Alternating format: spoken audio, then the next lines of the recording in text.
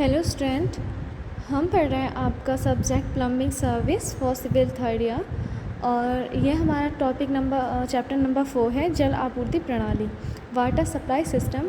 इसमें हमारा next topic है निस्यंदन या फिल्ट्रन। तो देखिए क्या होता है फिल्ट्रेशन। पानी में लटकती घुलित कोलाइडी अशुद्धियों को अलग करने के लिए इसे बालू की मोटी परत से पारित करते हैं जिसे फिल्ट्रेशन कहते हैं। कार्य क्षमता की दृष्टि से फिल्टर निम्न प्रकार के होते हैं। पहला कौन सा होता है, मंद बालू filter, slow sand filter. Second कौन सा होता है, द्रुत बालू filter, rapid sand filter. Third होता है दाब फिल्टर, प्रेशर फिल्टर। तो द्रुत बालू फिल्टर में बालू फिल्टर माध्यम के कणों का माप मंद बालू फिल्टर की अपेक्षा कुछ बड़ा होता है, अतः द्रुत बालू फिल्टर से मंद बालू फिल्टर की तुलना में लगभग 30 गुना अधिक फिल्टरित जल प्राप्त होता है। दाब फिल्टर एक जलरोधी बेलनाकार ड्रम में स्थापित किया जाता है। इसमें दाब पर जल भेजा जाता है। दाब फिल्टर से 5000 से 15000 लीटर फिल्टरित जल प्रति वर्ग मीटर फिल्टरन क्षेत्रफल प्रति घंटा प्राप्त किया जाता है। यह दर द्रुत बालू फिल्टर से 2.5 से 3 गुना अधिक होती है। कार्यशैली के आधार पर इसे लघु संस्थानों, कॉलेजों, तरणताल, अस्पताल, रेलवे स्टेशन इत्यादि के लिए प्रयोग करते हैं जहां नगर जल आपूर्ति नहीं पहुंच पाती। इसका निर्माण लागत तथा कार्य प्रणाली के व्यय को देखते हुए यह फिल्टर बड़े पैमाने पर जल प्रशोधन के लिए उपयुक्त नहीं है। यह फिल्टर निजी जल शोधन कार्य के लिए ही उपयुक्त रहता है। फिर है रोगाणु नाशन। अवसादन तथा फिल्टरन के पश्चात भी पानी में कुछ लवण, रंग, लौह व मैंगनीज और रोगजनक जीवाणु रह जाते हैं जो क्या करते हैं, जो कई प्रकार से क्या करते हैं, संक्रामक बीमारियों को फैलाने का कारण बनते हैं। अतः पानी को पूर्ण रूप से स्वच्छ तथा पेय योग्य बनाने के लिए इसका रोगाणु नाशन किया जाता है। यदि सोर्सेस का पानी स्वच्छ है, स्रोत का पानी स्वच्छ है, तब भी इसका रोगाणु नाशन कर लेना चाहिए। यह क्रिया लाजमी होती है। उपभोक्ताओं तक पहुंचता पानी पूर्णतया रोग मुक्त होना चाहिए। रोगाणु नाशन के लिए विश्व भर में क्लोरीन जल कलों पर मुख्यतः क्लोरीन का प्रयोग किया जाता है। क्लोरीन न्यूनतम समय में पेयजल का संतोषजनक रोगाणु नाशन करती है। क्लोरीन तरल, गैसीय तथा ब्लीचिंग पाउडर के रूप में मिलती है। यह बहुत अधिक विषैली होती है, अतः इसे सावधानीपूर्वक हस्तन करना चाहिए। क्लोरीन को पानी में मिलाने की क्रिया को ही कहते हैं क्लोरीनेशन। ठीक, फिर आता है 4 आपका मृदुकरण। कैल्शियम तथा मैग्नीशियम के बाइकार्बोनेट, सल्फेट, क्लोराइड के पानी में घुले होने से पानी में हार्डनेस आ जाती है। तो कठोर पानी में साबुन की झाग नहीं बनती है, कम बनती है, अतः कठोरता के कारण पानी खारे हो जाता है। समुद्र जल में प्रति लीटर 35 ग्राम तक कठोरता होती है, मतलब 35,000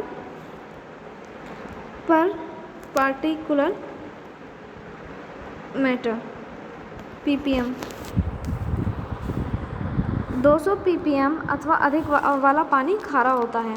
मृदु पानी का कोई स्वाद नहीं होता, अतः पेयजल में कुछ कठोरता 50 तक अवश्य होनी चाहिए। जल से कठोरता हटाने के लिए इसे उबाला जाता है। चूना प्रक्रिया या जियोलाइट विधि अपनाई जाती है। औसत जल पूर्णतः 100% मृदु होता है। जल में कठोरता 2 प्रकार की होती है। एक होती है टेम्पररी हार्डनेस, ppm क्या, पार्ट्स पर मिलियन, टेम्परेरी हार्डनेस तथा परमानेंट हार्डनेस। कठोर जल मनुष्य के स्वास्थ्य को कोई विशेष क्षति नहीं पहुंचाता, परंतु यह किचन, स्नानघर के पात्रों, बर्तनों पर स्पॉट डालता है और इन्हें जंग लगने लगती है। उद्योगों में भी कुछ उत्पादन क्रियाओं में कठोर जल का प्रयोग स्वीकार्य नहीं है। खनिज लवणों के कारण पानी में एल्कलिनिटी और खनिज अम्लों के मिलने पर पानी में एसिडिटी आ जाती है। pH पैमाने पर 7 का मान उदासीन न्यूट्रल वाटर दर्शाता है, जबकि 1 का मान अधिकतम अम्लीय और 14 का मान अधिकतम क्षारीय माना जाता है। ये तो आपको पता ही होगा, pH स्केल 7 से नीचे जाने पर उसकी एसिडिटी बढ़ती जाती है। किसी भी चीज़ का जो pH होता है 7 से ऊपर जाने पर उसकी एल्कलिनिटी बढ़ने लगती है।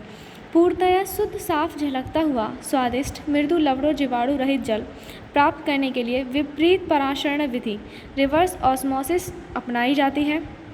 विपरीत पराशरण विधि में अशुद्ध जल को अत्यधिक दाब 30 से 50 वायुमंडलीय दाब से अर्ध पारगम्य झिल्ली सेमी परमेबल मेम्ब्रेन से पारित किया जाता है।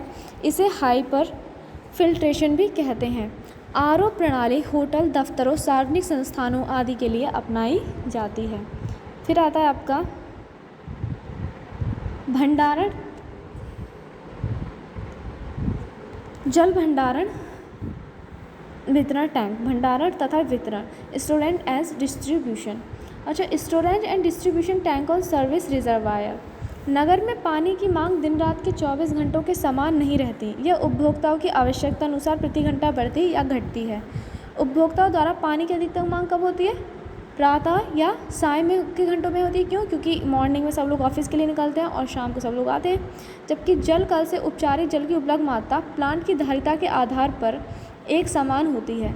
अतः उपचारित जल का टैंकों में भंडारण किया जाता है और उपभोक्ताओं की मांग के अनुसार इसे पानी छोड़ा जाता है। भंडारण टैंक वितरण टैंक की क्षमता औसत जल मांग से 6 से 8 गुना होनी चाहिए। जल वितरण टैंक भूमि पर अथवा भूमि से कुछ ऊंचाई पर बनाए जो हैं। जल वितरण टैंक भूमि पर बनाए टैंक को ग्राउंड सर्विस रिजर्वायर, भूतल टैंक और भूमि से कुछ ऊंचाई पर स्थित टैंक को उन्नत या शिरोपरि टैंक, एलिवेटेड और ओवरहेड टैंक कहते हैं। शिरोपरि टैंक की मचान की ऊंचाई सामान्य भूमि तल से 10 मीटर से 20 मीटर कुछ भी हो सकती है। जल वितरण टैंक चिनाई, कंक्रीट या इस्पात के हो सकते हैं। अब प्रबलित सीमेंट कंक्रीट के टैंक भी बनाए जाते हैं क्योंकि इनकी धारिता अधिक रखी जा सकती है और देखने में भी ये अच्छे लगते हैं। भंडारण वितरण टैंक में आवश्यक रूप से निम्न फिटिंग्स होती हैं। कौन कौन सी? इनलेट, जिसे हम प्रवेश पाइप कहते हैं, जहाँ से पानी टैंक में प्रवेश करता है। आउटलेट, निकास पाइप, जहाँ से पानी जो है सप्लाई के लिए आता है। ओवरफ्लो पाइप, धावन पाइप, वेंटिलेटर, प्रवेश मौका, मेन होल, जहाँ से इंसान क्या है चढ़ता है। सीढ़ी, लैडर, गॉज व जल तल सूचक, इंडिकेटर भी लगा रहता है। लाइटिंग, कंडक्टर, ये सारी चीज़ें डायग्राम में देखिए शो की गई हैं। ये क्या है? कोई ग्राउंड सर्विस रिजर्वायर है, भूतल टैंक। ठीक, इसमें देखिए क्या क्या है आपका, इसमें क्या क्या है कि भूमि तल है आपकी। ठीक, ये कौन सी है? वॉल बनाई गई है।